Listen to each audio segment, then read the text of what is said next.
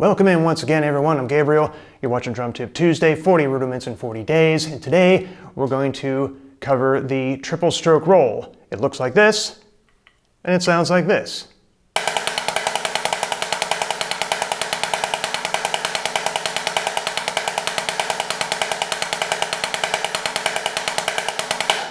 So how do we work on that? Break it down one hand at a time.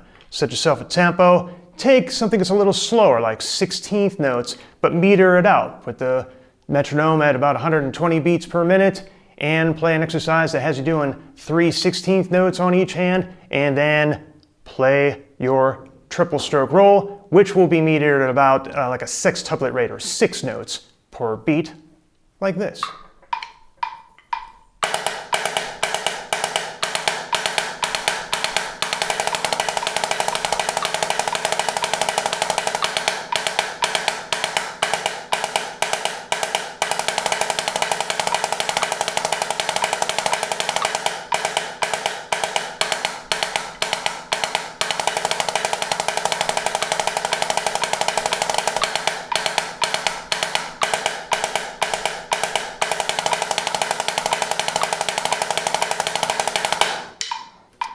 For more tips on how to play more rudiments, check out one of these videos.